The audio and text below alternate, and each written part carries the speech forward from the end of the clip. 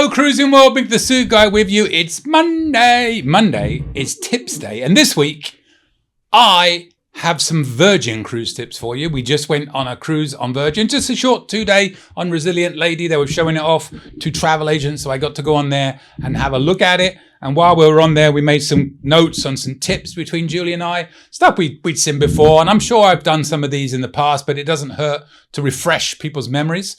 And I also did a video where I showed all of the balcony or the cabin types on there, and I wore my Virgin suit. So I thought, you know what? I'm going to keep it on for the tips because it's red and it's Virgin.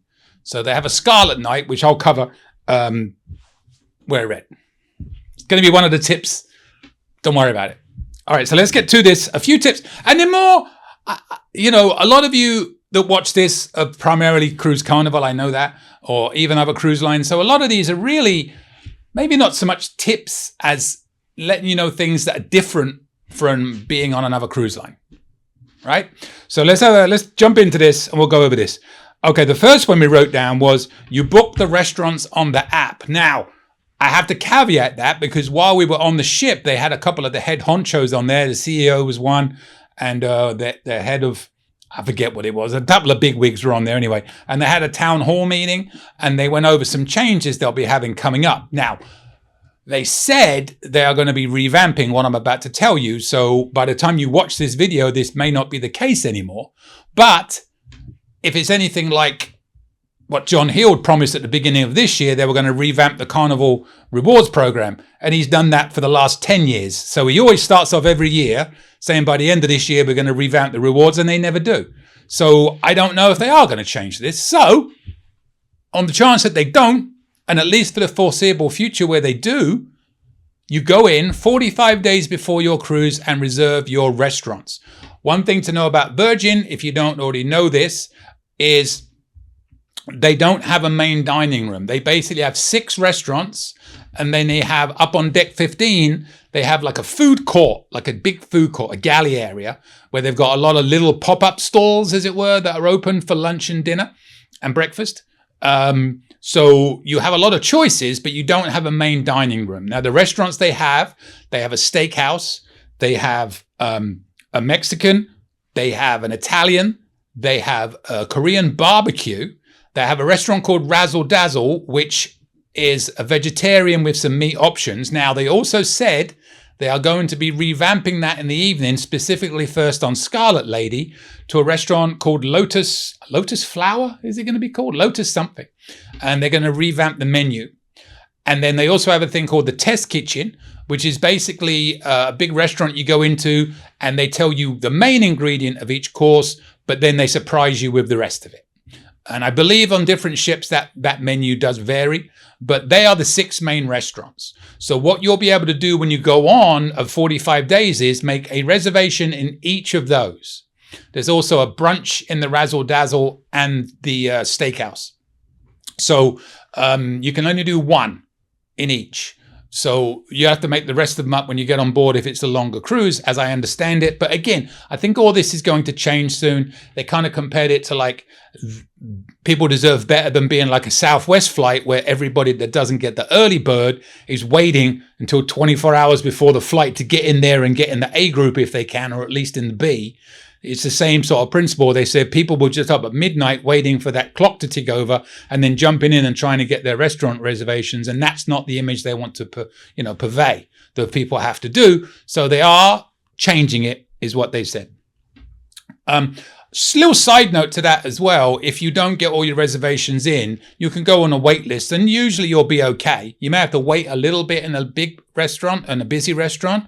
We definitely noticed on all the Virgin cruises we've been to that the Razzle Dazzle is by far the least busy of the restaurants, which is probably why they're changing that to this Lotus Flower. I think it's Lotus Flower. It's Lotus something in the evenings, beefing up the menu a little bit. We, on our second night, we wanted to go and watch a lot of the Scarlet Night party, but we had dinner at 8:15, so we were trying to make it earlier, and all the restaurants were full except Razzle Dazzle. We just walked straight in. It wasn't even a third full, I don't think.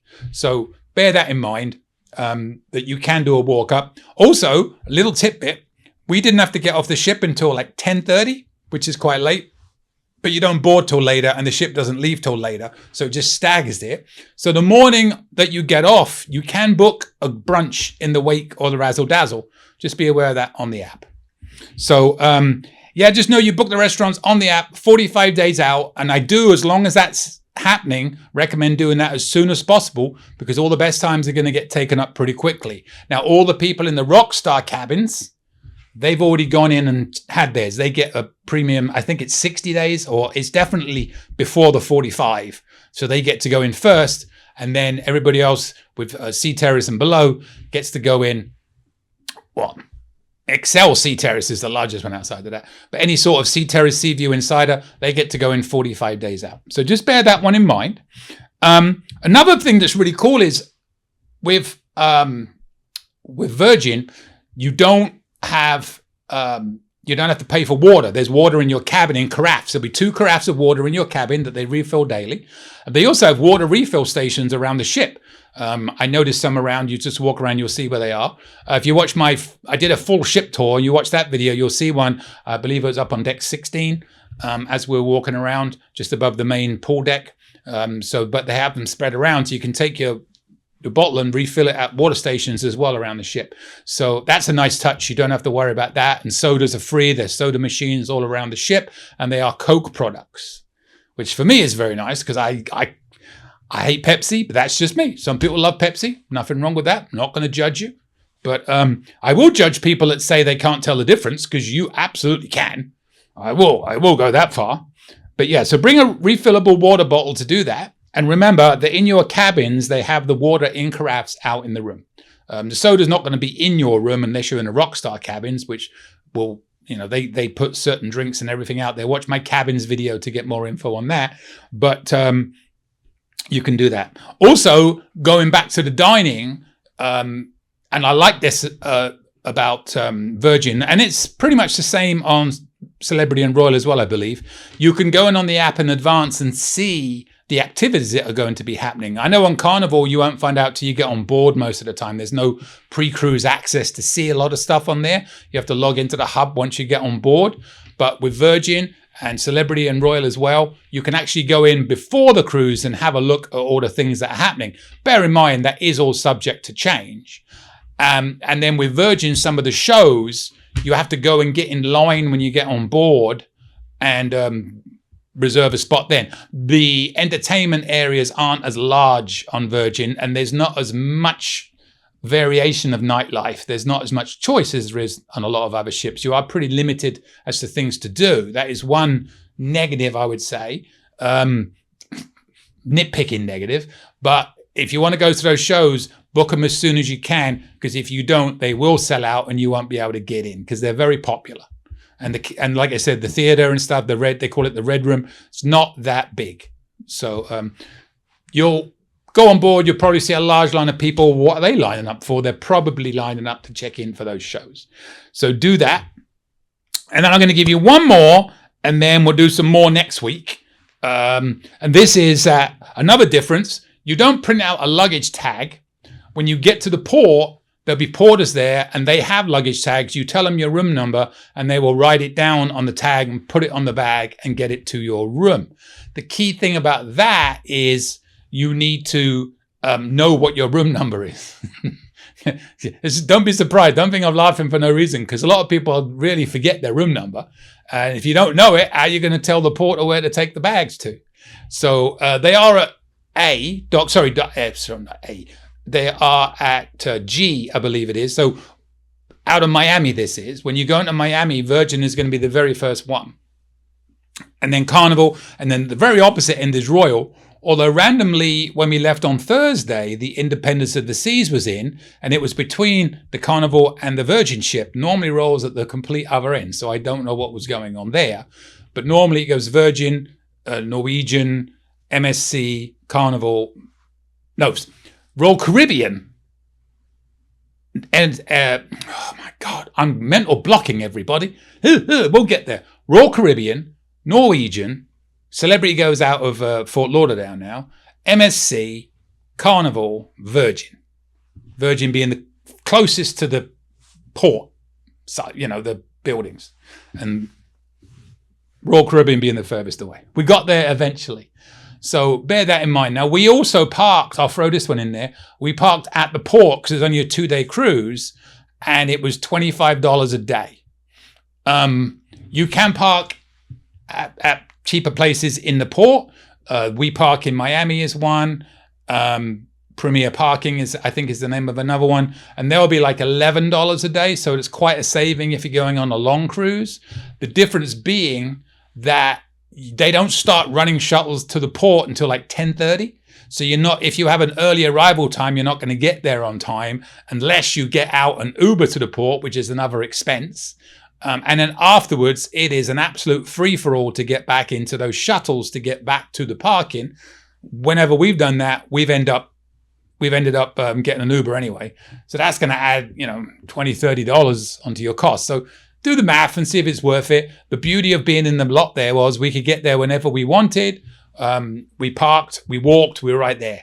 Yes, it was more expensive, but pros and cons. The convenience was almost worth the extra money. And we were only there for 2 days, not 7. So, if you're going on a shorter cruise, it may be worth thinking about parking in the garage at the port. And it was lot G was the one we used for ours because we were at that end than different ones. And bear in mind which cruise line you're on. Make sure you go to the correct parking lot for where your ship is. Otherwise, it's going to be a long walk because that is a long port. All right. Oh, I was talking so long, my phone went off. Was that it? I said that was it, right? Oh, yeah. I've got 1, 2. I got some more for next week. So we'll end that here. Again, this is kind of a weird tips show because it's tips or is it differences? I guess it's tips. If you like them and if you don't like them, not much I can do about that. But if you do like them and you want to subscribe to this channel, even if you don't like them and you want to subscribe to this channel, please do. If you hit the little bell, you get notifications when videos come out.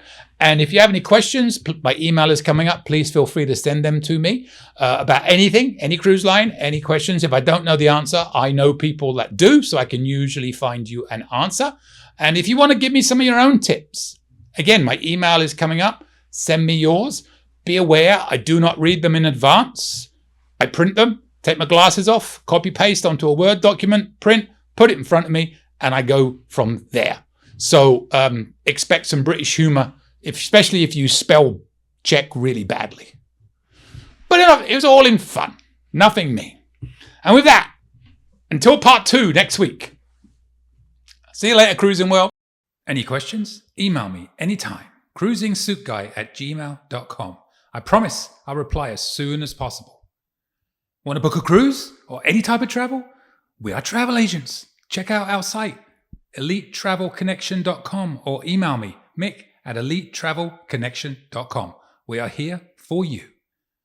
Finally, subscribe, please. Pretty please. You know you want to. Go on. I won't beg you. Okay, I'm begging. Please. Subscribe. Thank you.